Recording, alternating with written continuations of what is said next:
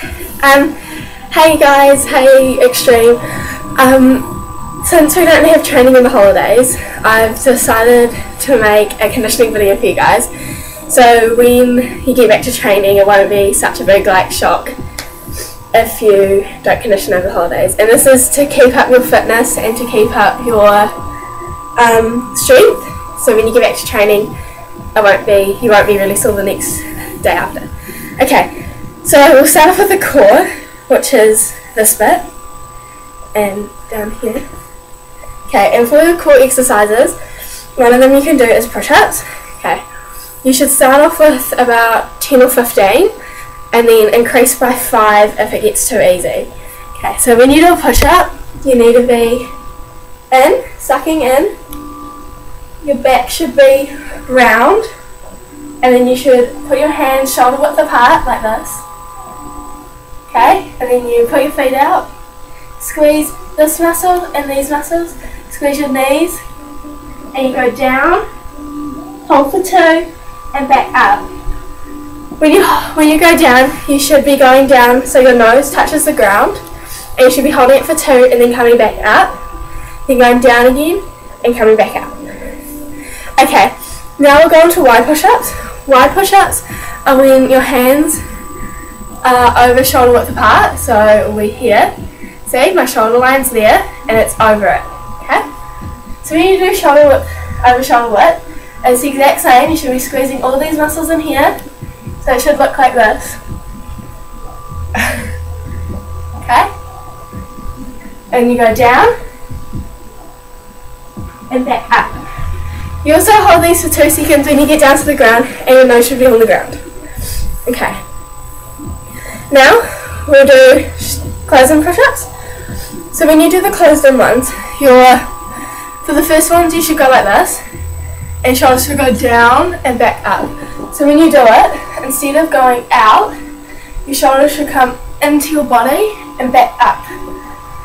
So when you do these ones, you go like this, and it should scrape the sides of your body. So when you go down, squeezing all the muscles again like you did in the first one, hands should be closer than shoulder width apart. You go down and back up. Make sure when you do these ones you don't go like this, because it's not working any of the muscles that it should. Also when you do press ups, you shouldn't have your bum like this, because it just doesn't work, and you shouldn't be like this. Okay. Now, sit-ups. Okay, so you can do sit-ups where you go full up, but that's not very good for your back, so you do crunches. Where you sit like just your feet just past your bum, and then you lie down. Put your hands on your head, and you go up and back down. Up and back down. You should only go this far, because then it doesn't ruin your back muscles in here. Okay. Now, for push-ups, to make it harder, you go up and then you turn. Up and turn. For sit-ups, you should do about 25 of these ones and then 15 on each side for those ones. Another way you can do sit-ups is sit like this, down, and then touch your toes. Make sure your shoulders aren't on the ground, because this isn't working anything. Make sure you're right up and you're going like this. Okay. Now dish holds. These are probably one of the things that hurt the most, but it's really good to get your core nice and strong. Okay, so when you do dish holds, you start off in a ball, you go down, so you're still in the ball, then you point the leg out, your shoulder should be off the ground, and you pull the other leg out. You hold it for 30 seconds, and then you rock and do 30 rocks. Okay. When you do a dish hold, your arms should be here, your legs should be nice and straight, your back should be on the ground. So when you do it, that's why you start off in a ball, so your back is still on the ground. Your legs shouldn't be like this, Your shoulders should be off the ground and your legs should be up. You should do hold for 30 seconds and then rock 30 rocks and then stop for a minute and then do another one. Okay, arch holds. Arch holds are the same but they're backwards. So you go like this, you lift up and you hold for 30. When you hold for 30, your shoulders should be off the ground and so should your legs. So, and when you rock, you just rock. Okay. And make sure you rock as much as you can, like the height of your back legs and your front, so you get a better workout in your back. Okay.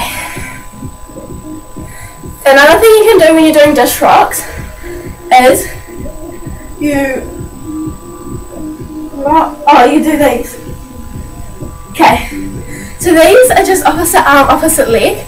So you're down on dish, then you go 1, 2. So remember to come back to dish once you've done one.